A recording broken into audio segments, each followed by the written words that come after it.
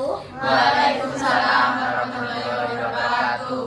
Sebelumnya kami dari kelompok 8, sebelum memperlihatkan video dari kelompok kami, izinkan kami memperkenalkan diri terlebih dahulu. Saya Siti Rahul Jannah dengan NIM akhir 016. Saya Lailatul Munawwarah dengan NIM akhir 017. Saya Putri Fatnaina dengan NIM akhir 08. Saya Arinul Hakko dengan NIM 40. Saya Lailatul Salma Nabila dengan NIM 032. Berapa jalan apa?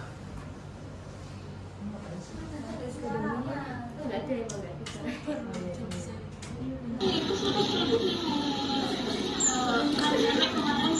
Ya Allah.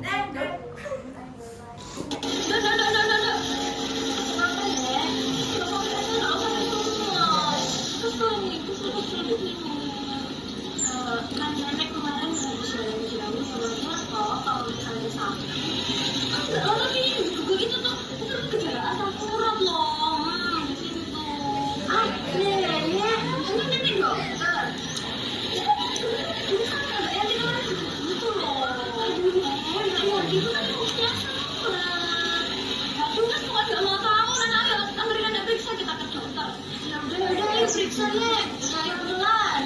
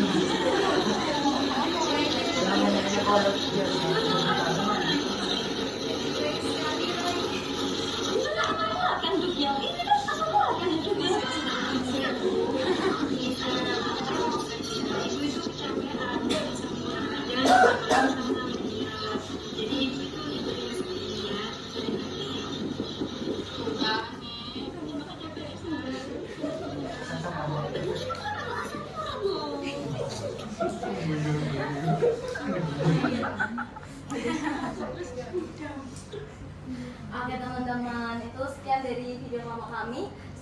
Untuk penjelasan lebih lanjutnya akan dijelaskan oleh kelompok kami. Yang pertama, silakan.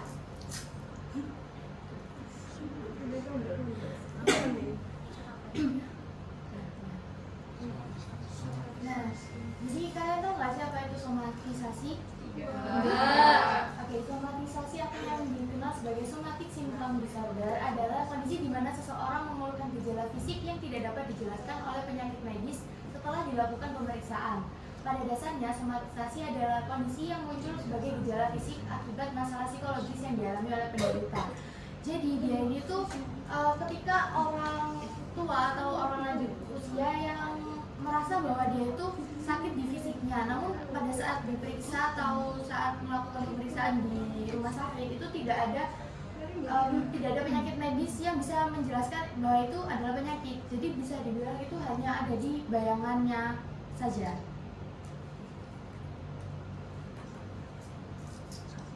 Yang selanjutnya adalah gejala-gejala gangguan somatisasi. Yang pertama itu ada hipokondriasis. Hipokondriasis ini adalah jenis SSI yang ditandai oleh rasa takut, cemas berlebihan, bahwa keluhan fisik yang dirasanya merupakan gejala dari satu penyakit tertentu. Nah, seperti contohnya itu, misalkan ada orang yang dia itu sakit perut gara-gara makan. Nah, kan tapi dia itu berasumsi bahwasanya itu dia itu terkena kanker lambung seperti itu. Jadi belum dia tuh denial gitu loh. Terus yang kedua itu ada gangguan konferensi. Gangguan konferensi merupakan kondisi ketika seseorang mengeluhkan gejala yang mempengaruhi sistem saraf seperti kejang, gangguan pendengaran, gangguan penglihatan, mati rasa, hingga lumpuh. Namun saat dilakukan pemeriksaan fisik lebih lanjut, dokter tidak menemukan penyebab medis dari kondisi tersebut seperti yang dikatakan Nena tadi. Ini sama.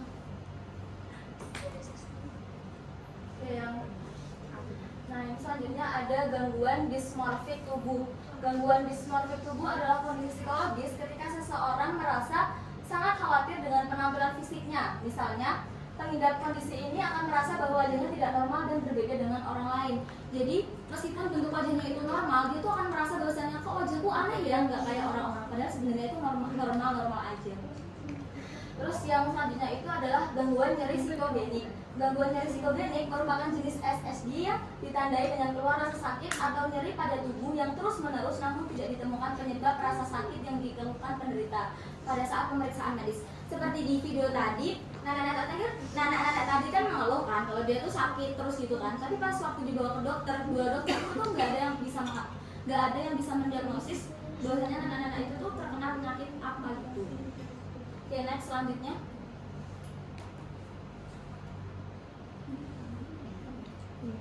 Oke, selanjutnya yaitu penyebab somatisasi. Yang pertama itu faktor genetik, yaitu jika keluarga memiliki riwayat gangguan serupa, maka cenderung keluarga gen selanjutnya itu akan mengalami gangguan somatisasi juga. Terus yang kedua itu keluarga dan lingkungan, di mana cara seseorang tumbuh dan dibesarkan dapat mempengaruhi cara mereka memahami gejala fisik. Yaitu contohnya, jika seseorang yang tumbuh dalam keluarga yang memperhatikan kesehatan, mungkin lebih cenderung khawatir tentang gejala fisik ini. Ketiga itu sifat kepribadian, di mana orang dengan sifat kepribadian negatif seperti mudah cemas, terus pesimis, maka dia itu rentan mengalami gangguan somatisasi. Yaitu seperti orang yang mudah cemas, maka dia itu lebih mudah mengalami somatisasi karena dia itu berpikir dan mudah stres, mungkin lebih rentan mengalami gejala fisik seperti sakit kepala, nyeri otot. Terus yang keempat itu pengalaman traumatis, di mana di masa lalunya itu ada kejadian buruk yang menimpanya seperti pelecehan seksual ataupun kecelakaan. Contohnya seperti kecelakaan di lalu lintas, maka mungkin terjadi gejala fisik seperti nyeri di otot ataupun gangguan tidur tanpa penyebab yang jelas. Yang kelima itu stres, depresi, dan kelelahan berlebihan, di mana adanya tekanan mental yang tinggi dan stres berkepanjangan dapat memperburuk gejala somatisasi. Contohnya seperti nenek yang tadi, dia itu kan sudah periksa 2 dokter, bahasanya dia cuma kelelahan saja karena dari aktivitasnya yaitu yang sebelumnya yaitu berjalan sampai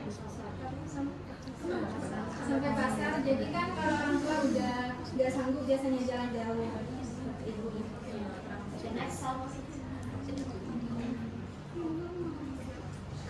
Oke, yang selanjutnya ada kriteria diagnostik ya. Yang pertama, keluhan fisik selama lebih dari 2 tahun tanpa penyebab yang jelas. Nah, ini tuh ada banyak keluhan-keluhan fisik yang bermacam-macam yang tidak dapat dijelaskan atas dasar adanya kelainan fisik yang sudah berlangsung sedikitnya 2 tahun. Nah, yang kedua ada penolak penjelasan dari dokter. Nah, ini itu seperti tadi ya contohnya. Itu kalau dijelasin ke dokter yang pertama itu nggak mau ngambil, Mau percaya. terus habis itu dia konsultasi ke dokter selanjutnya sampai nggak tahu berapa dokter itu. Terus yang ketiga ada gangguan dalam kehidupan sosial dan keluarga.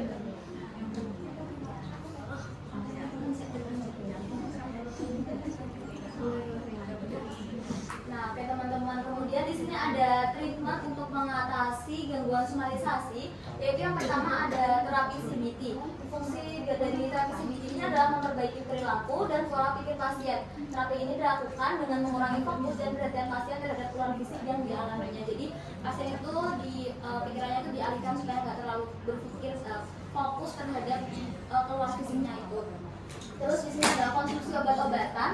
yaitu obat antidepresan guna mengendalikan gejala. Kan biasanya menurut artikel yang pernah saya baca, biasanya setelah kita minum obat antidepresan itu tuh rasanya itu kita bakalan tenang gitu loh, kayak kita overthinking kita itu berkurang, kita bisa tidur. Nah itu kan bisa meringankan keluhan atau gejala-gejala yang terjadi pada seorang yang menderita somatisasi.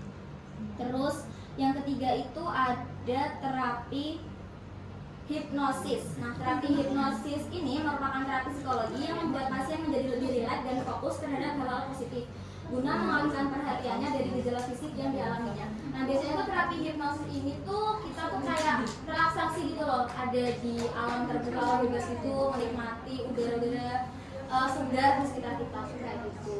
Oke, next selanjutnya kesimpulan.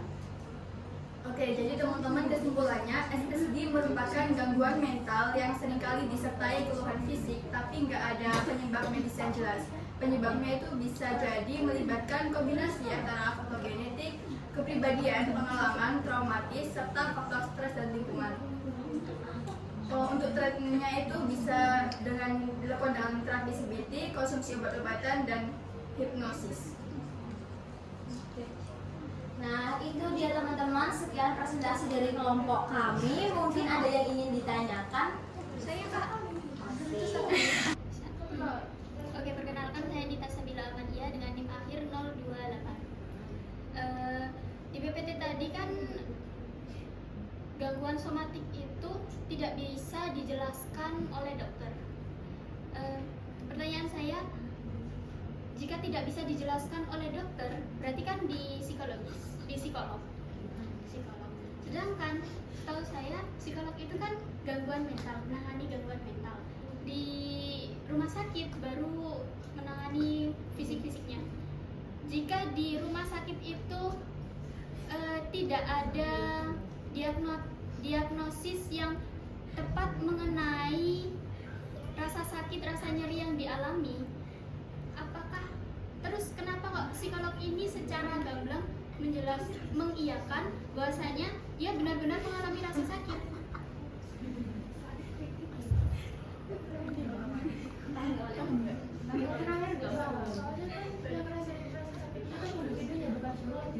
Tapi di rumah sakit tidak mendiagnosis bahwasanya dia tidak mengalami nyeri. Itu di dalam bawah sadarnya dia sendiri. Itu kayak apa ya?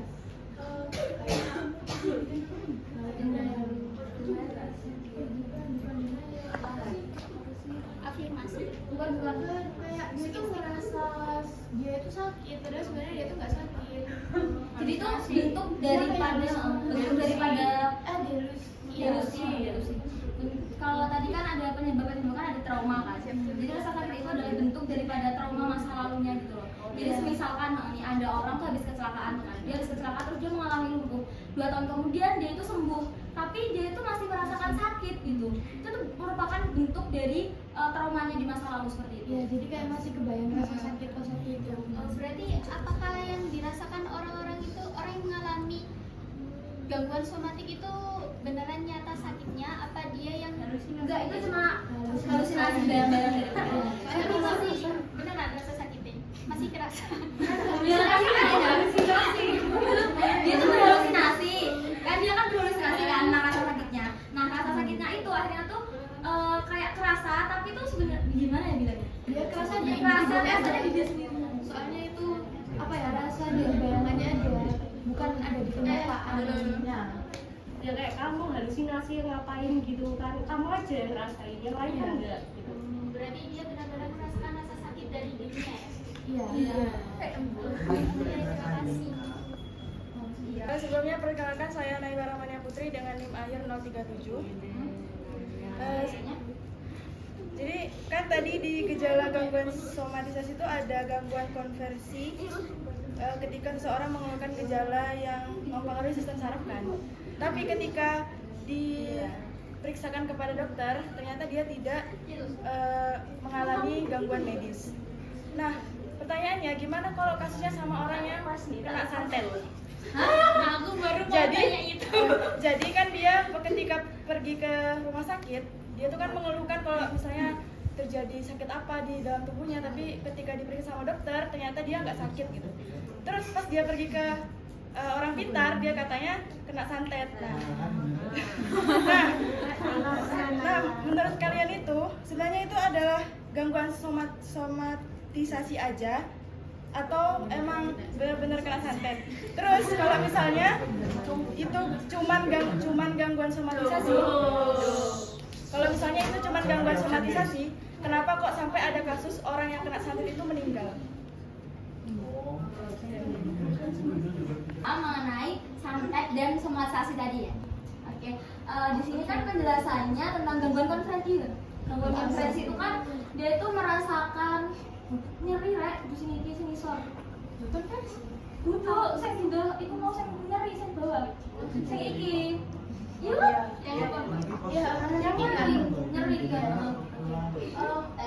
Ini kan keluhan rasa sakit atau nyeri pada tubuhnya secara terus menerus namun tidak ditemukan penyebab rasa sakit yang ditemukan penderita pada saat pemeriksaan.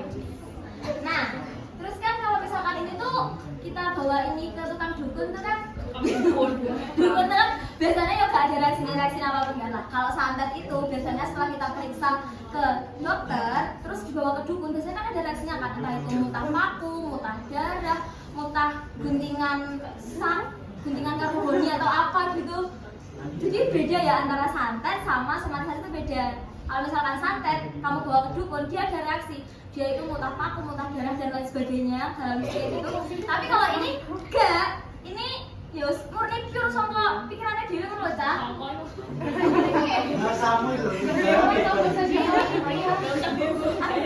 udah banget loh. Berarti dia nggak ada hubungannya gitu antara santet sama somatisasi. Berarti itu beda penjelasannya. Menurut kami beda ya, tapi mungkin kalau misalkan kamu masih penasaran, kamu bisa langsung bertanya ke Bunda Suci di depan sana. Kita pun masih belajar. Oke. Aku boleh menambahi nggak? Boleh ya? Jadi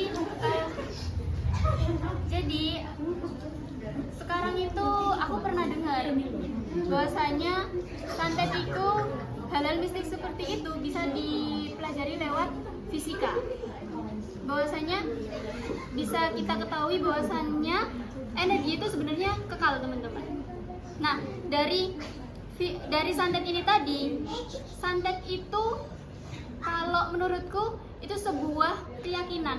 Jika keyakinan itu terus kita yakinkan, maka apa yang terjadi itu akan menimbulkan mempresentasikan apa yang kita yakini itu tadi. Kayak semisal contohnya gak santet ini. Contohnya, jika di dalam alam bawah sadar kita memikirkan seperti apa sih kunti itu, kuntilanak. Nah, kita membayangkan wajahnya yang jelek-jelek. Padahal asal kalian tahu sebenarnya itu sebuah energi bukan semacam wajah kunti yang bogel apapun.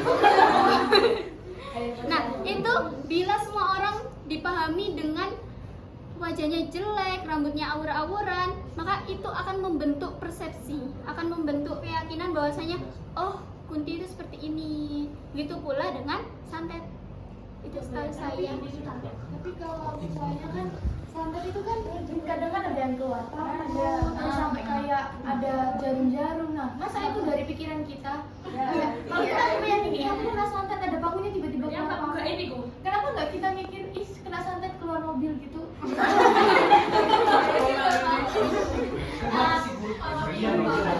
Soalnya kan itu kan udah nggak logis gitu loh kalau sampai keluar sesuatu yang emang nggak ada di organ kita.